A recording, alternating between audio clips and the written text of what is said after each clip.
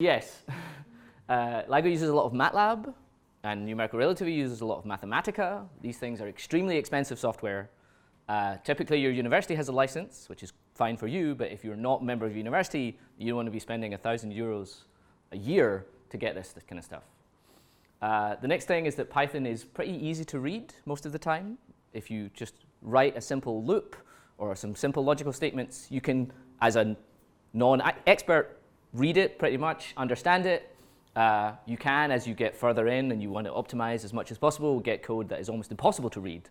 But at least you have the option to write code that you can read first time out. Python is already available on most machines. For basically every Unix machine, so that's Linux and macOS, Python is there already. Windows, I don't use, so I don't really know. I don't think it's available, but it's very easy to get and free to get, again. One of the most important things for us is that Python is already widely used in astronomy and astrophysics. That allows us to piggyback on a lot of existing tools so we don't have to reinvent the wheel. Alan mentioned the fast Fourier transform. One example of this is that this is already available in Python, and you don't have to try, you don't even have to understand the Fourier transform algorithm. It's just there and available to use. And then the last thing is it's free. This is extremely important for wide dissemination and easy use of code. The next thing, what is GWpy? The little tagline is that it's a Python package for gravitational wave astrophysics, which tells you nothing. But if you go to gwpy.github.io, that's the homepage. It has links to the documentation. And then on the documentation, there's lots of examples and things. GWpy is built on top of a lot of existing tools, as I mentioned. The most widely used of those are NumPy, which is for kind of array algebra, SciPy, which provides a lot of signal processing, AstroPy, which provides a wide array of extremely useful things for astronomy and astrophysics, including support for units and united data arrays and stuff, and then Matplotlib, which is probably the widest used plotting library for Python, which allows you to make nice visuals. My thinking in terms of building GWpy, the way the code is structured, is that it's designed to provide an intuitive, object-oriented set of methods to access observatory data, both from the public and the proprietary side, if you're a member of the collaborations, do some basic processing, and visualize them. There's nothing in here that's particularly specific to gravitational wave data other than getting the data. As soon as you get it, it's just a time series, which could come from any instrument, from any sensor you have, and then the signal processing and plotting is all quite generic.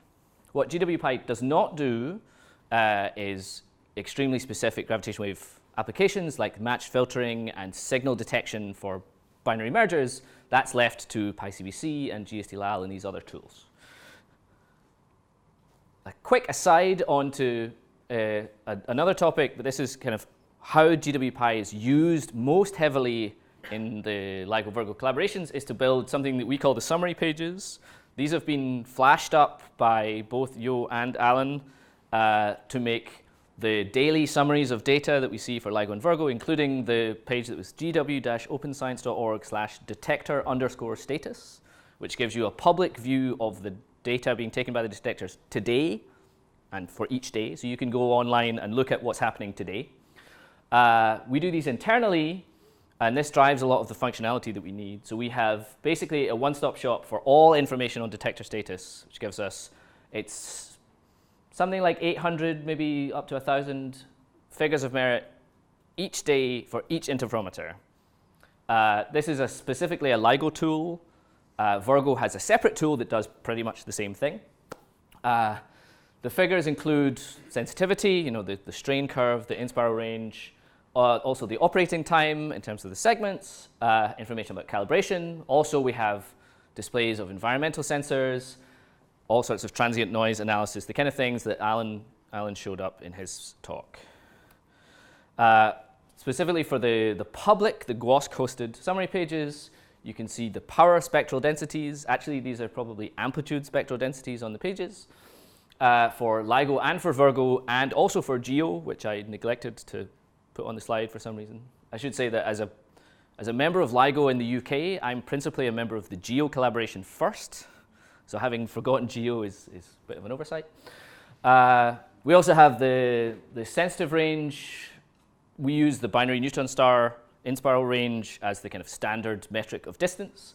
As I say, we've got the operating segments, and then on the public pages, we only have some environmental sensors, the trends of the ground motion, and then some temperature sensors. Hopefully, as we go into the future, we'll be able to just automatically release more and more data that are kind of useful to have, but not having us kind of clutching onto our own data. We should be releasing as much of it as we can. All right, the quick start for GWpy. The first thing you need to do is install it. If you've ever used Python before, you might know of a tool called pip, which is essentially the Python package installer, but PPI is already taken as an acronym. All you have to do is pip install GWpy. If you are a user of Conda or the Anaconda Python distribution, you can do Conda install GWpy. It will get you basically the same thing. Then the next thing is that you want to import an object that does something for you, so you can import the time series class. Hopefully, if you're not familiar with object-oriented programming, you will be in about 6 hours' time. But the time series class is just an object that represents a real-world time series. It holds an array of data, it has a unit, it has some timing information, and then you can do useful things with it. The first useful thing that you can do is fetch some open data from the Open Science Center, and this is how you would do that. So there's a method call timeseries.fetch open data, and then you give it the detector prefix, and then these quoted things are strings. These are the start time and the end time of your request. So the slide has cropped off the final closing bracket, but you can see here that we're requesting just a short segment of data, 32 seconds around. So yeah, it's the detector prefix, the start time and the end time. The quick aside is that all of our detectors are something 1. The LIGO Hanford Observatory site actually has space for 2 interferometers. They used to have 2 of them running, so they were H1 and H2. H2 was decommissioned, so now all of them are something 1. So we have L1, H1, V1, K1, G1, etc. So the 1 is kind of historical, but you need to keep using it. The next thing, the first thing you might want to do now that you have some data, I mean, this is taken a lot of the same kind of stuff as what Agata presented about going to the website, finding the right files, and distilled it into a single function call, which takes away a lot of the information, but makes it very easy. But the first thing you might want to do is to make a plot. So you just call the .plot method of your time series, and then the next thing is to show the plot. And what you end up is this. So this is 5 lines of Python. You end up with something that's basically exactly what you wanted to get a simple view of some data. So we have on the x-axis time, and it shows you time in seconds. This is the UTC start time. This is the GPS time that we use internally to do all of our timestamping. You see it's 32 seconds. And then we have the y-axis is the amplitude of the data. As was mentioned in this morning's session, our data are entirely dominated by noise. And Alan showed up a nice example of if you just plot the time series like this, you are never going to see anything that looks like a gravitational wave. You see the amplitude over here is 10 to the minus 18. This is in strain units. So this is 3 or 4 orders of magnitude larger than anything you could hope to see a gravitational wave in. But this is what our data look like when you don't do any filtering. So the lowest frequencies have the highest noise, and you need to do some useful filtering to be able to see that. And I'll show you that in a moment. The next thing you can do is, instead of going away and querying for some remote data, if you happen to have your own data, you can quickly read these using, instead of fetch open data, use the .read method, and you can read .gwf is our gravitational wave frame file format. Normally you don't know what that is and you don't have to, but you can use text files or .h5, HDF5 files. Similarly, you can query the open data, which we've seen, and then if you're a member of the LIGO or Virgo collaborations, you can also do a slightly different query for internal data, which is called .get. This is kind of a catch-all for give me the data. Then this long, complicated thing is an example of the channels that Alan was talking about. This one is the calibrated strain channel. So this is our HFT measurement. And then again, it's a GPS time or a time string, and then an end time. So this final method requires you to be a member of the collaboration, but it gives you access to everything we have, all 100,000, 200,000 channels that we have for LIGO, and similarly for Virgo. As I mentioned, the raw, unfiltered gravitational strain isn't very useful, and especially not for making pretty plots. But GWpy provides some of the utilities you might want to use to do some basic filtering, including band passing, where you remove low frequencies and high frequencies, but also just low passing, where you remove high frequencies, and high passing, where you remove low frequencies. Notching, which is where you remove noise at a specific frequency, and then some arbitrary zero-pole gain format. So if you've done any digital signal processing, there's a way of defining a filter that's called zero-pole gain format. You can just pass that kind of stuff and have it work. So another example, so this is the same thing that we've done before, but using a slightly different stretch of data. So we have, fetch open data, H1, and then there's some GPS start time, GPS stop time. When you make the plot, you see that this is the 14th of September 2015, which is the time around GW 150914, so our first confident detection.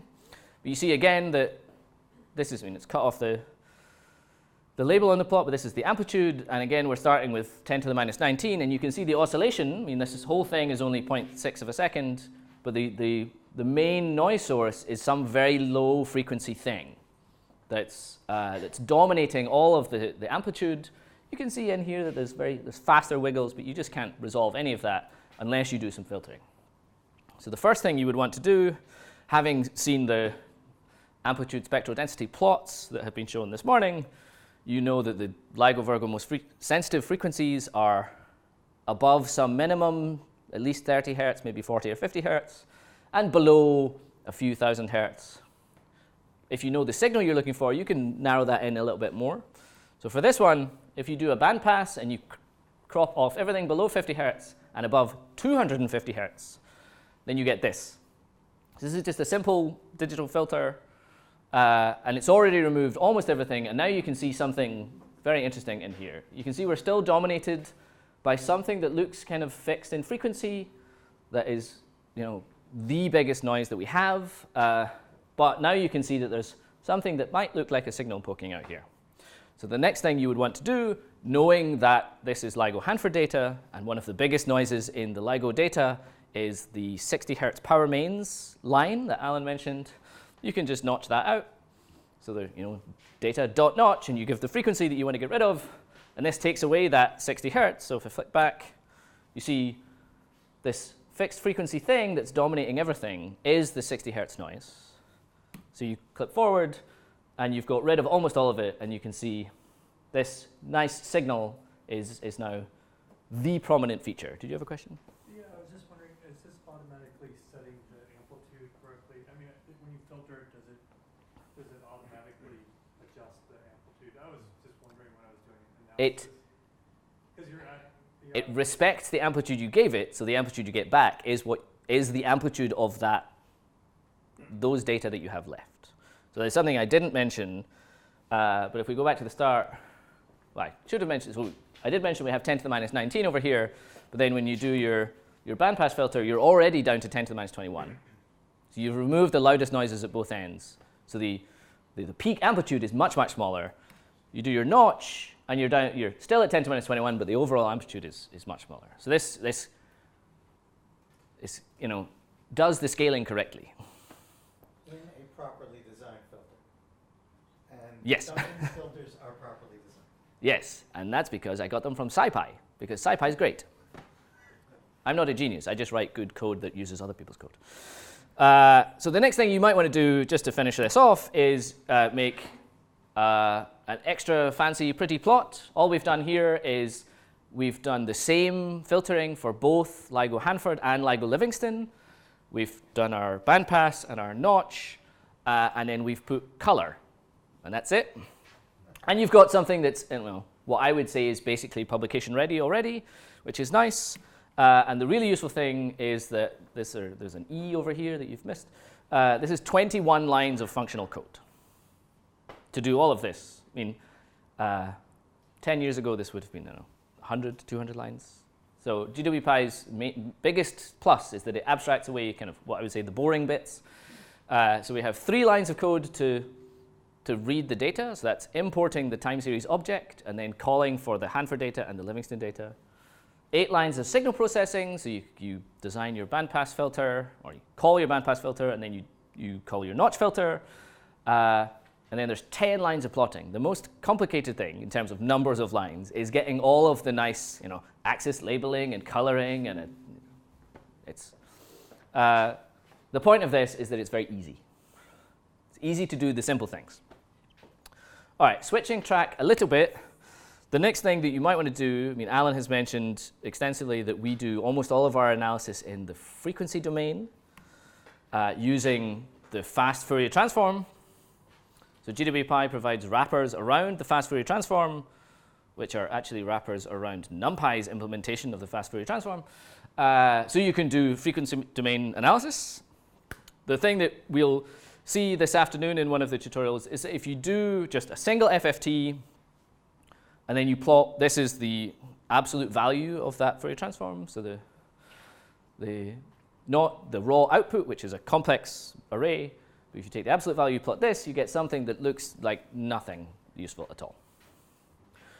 This is the output of a single Fourier transform when you haven't done any kind of analysis to understand how the data are structured, or you've taken the time to understand how the fast Fourier transform works.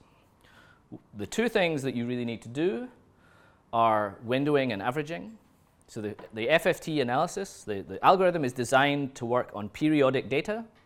So when you pass it a finite amount of data, the ends of your array look like very large discontinuities, because when you wrap it around, they don't match.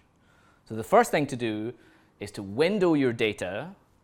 So you take a chunk in time, and you apply this window function to it so that the ends taper off to 0 nicely, so that when you wrap it around to make it periodic, things work nicely.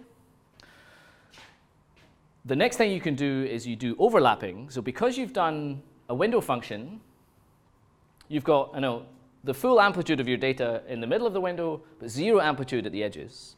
So you've naively, if you just stack them together or you just do a single window, all of the information that's in here at these ends you've lost. You've just thrown it away. So you overlap. So you take a chunk of data, you do your window function, and you do your Fourier transform, and then you step forward by half of your chunk, and you do it again so that all of the data content in this block is picked up somewhere by one of the Fourier transforms. So you see in the peak of the first one, you're not duplicating because this has 0 amplitude. But then by the time you've gotten to the edge of this window, the second FFT has picked that up. So you're not throwing away any of your data content. So if you do the windowing and this averaging, the amount by which you need to overlap is dependent upon the window function you choose. For most of the standard ones, the window is symmetric and tapers to 0, so you want a 50% overlap. So if you do windowing and averaging with a 50% overlap, you get this, which looks a little bit more like what was shown this morning. This is all wrapped into the ASD method in the time series object. So this is just calculates the amplitude spectral density. You give it the length of the Fourier transform you want. This is given in seconds because this code is meant to be used by human beings. It has a default window, which is the Han window, which in itself is designed to be used with a 50% overlap. So all of these other defaults are thrown in for you to give you something useful, and you get, if you ignore 20 hertz and below and 2 kilohertz and above, something that looks pretty much like what Alan had for the LIGO amplitude spectral density. And it's frequency on the x, has units of 1 per root hertz. So it does all the unit transformations and stuff for you, and you get something that's kind of useful. Following the same tack as our time series example, if you do a few more lines of, I think this one you get more data, you do it for both of the LIGO detectors, and you do some slightly fancier figure formatting, you get something that looks, again, basically publication ready. I didn't mention it before, I think there was a link, and the slides will be available, but if you go to these links, these are GitHub gists, so just pages, and it just contains the code on how to make this plot. Okay, a slight aside onto something different, which goes back to the timeline that Agatha was mentioning in her talk. GWpy has an interface to the timeline as well. Because we're working with a different concept, we import a different class object. This is called a data quality flag. This is kind of LIGO jargon, so you can just accept it as a thing. So you import that object, you call the same named method, fetch open data. You need to know the name of the flag that you want. If you go to the GWP science pages, they're all listed there. You saw Agatha's little video of selecting which one you want. And again, you give the start time and the stop time. So this is for 1 day. Again, you do call the plot method, call the show method, and you get something that looks fairly representative of what you were expecting. So again, hours on the x-axis. So we've got 0 to 24. All of the red, so this red block that kind of runs along the background are data when the Hanford detector was not operating for one reason or another. And then the green blocks are when Hanford was operating. So on this day, what's that? Something like a 75% duty cycle, which is fairly representative. But you can do this for huge scales of time, and you can see the performance over the whole run. If you go to the GWPI website, there's some more examples of doing this on a larger scale. Onto something again slightly different, talking about data tables. This is kind of an old example, and I'm kind of annoyed because I didn't manage to cram out the new release of GWPy so I could give you the super latest, greatest thing, but hopefully when I sit down with my laptop for an hour, that will happen. But what you can do definitely today is you can read tables of data very easily and make some nice plots. So this is a kind of a mock table. This is a comma-separated value file. If you have one, it has the columns, names along the top. So you see we've got a list of events. We have their GPS time, the mass of the heavier object, the mass of the lighter object, and then the distance in megaparsecs.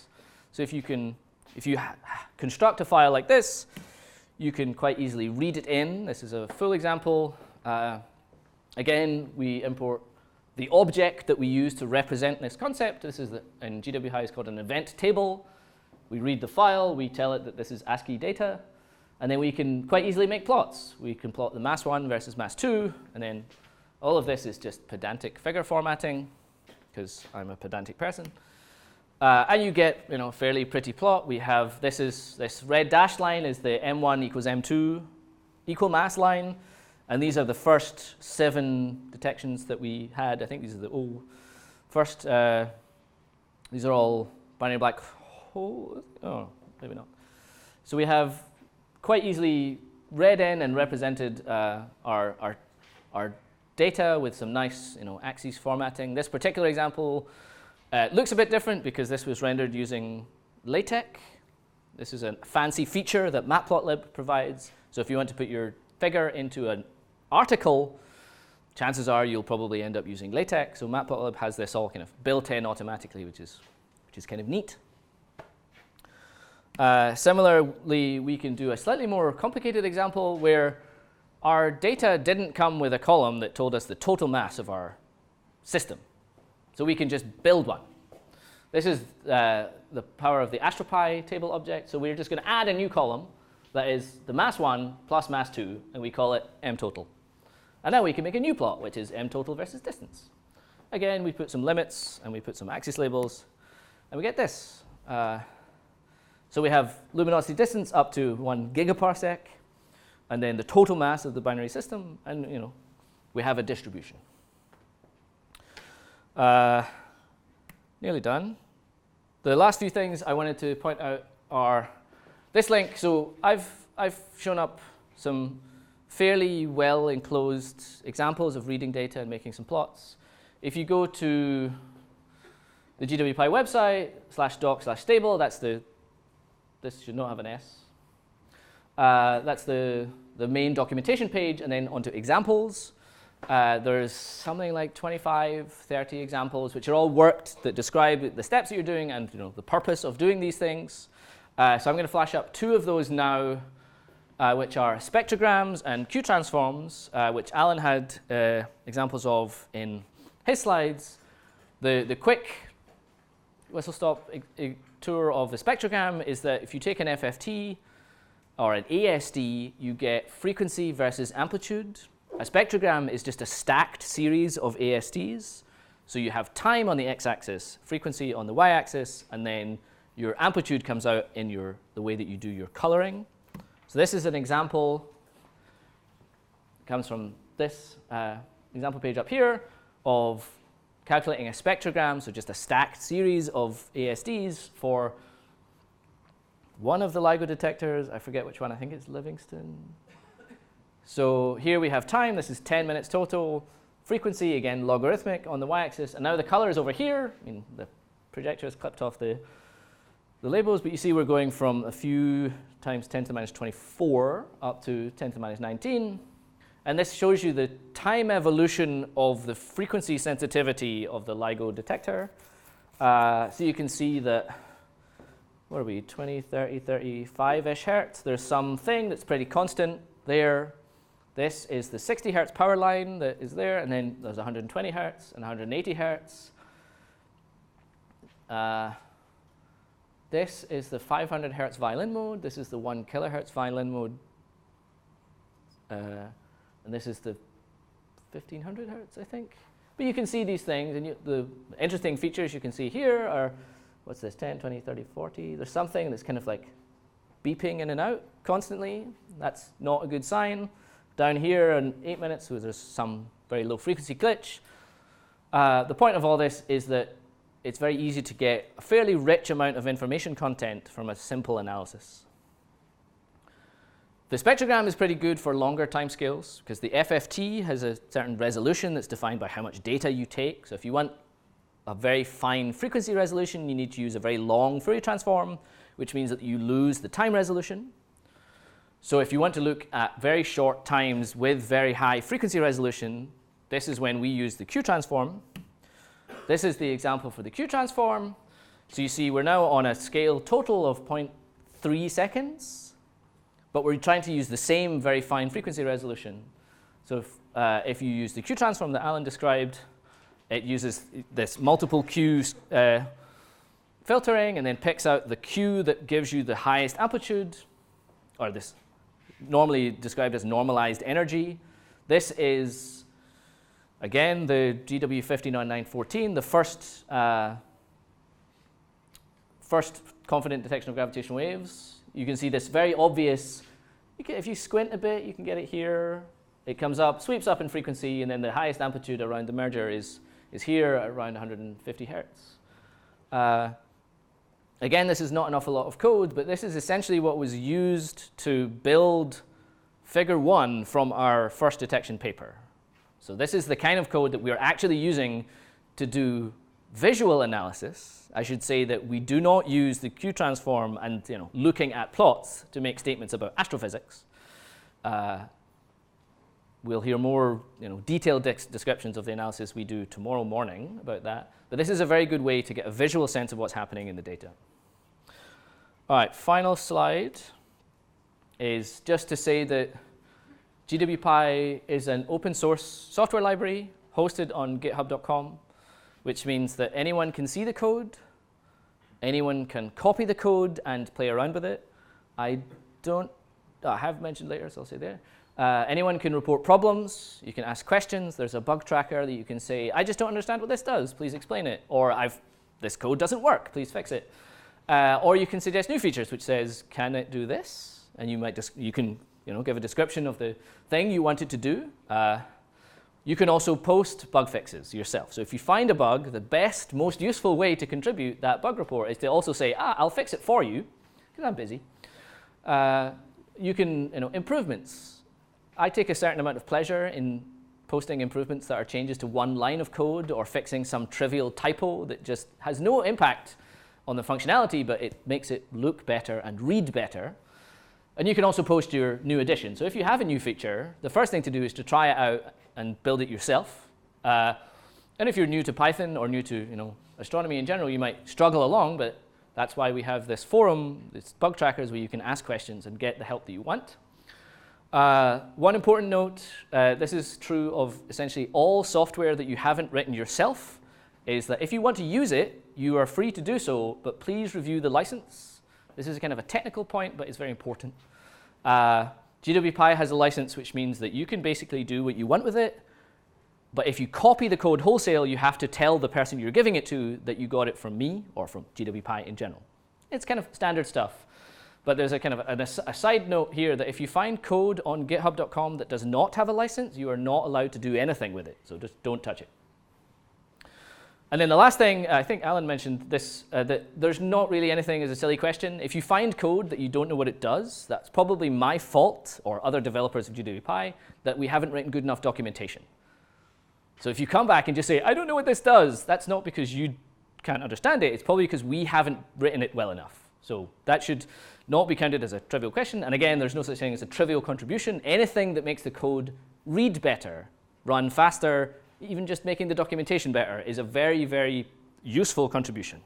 So the last thing is just here. This is the code repository. So if you go here, you get all of this kind of stuff. And this is the first stop if you want to use the code, get information, and do anything you want with it. And that's it. I'm done.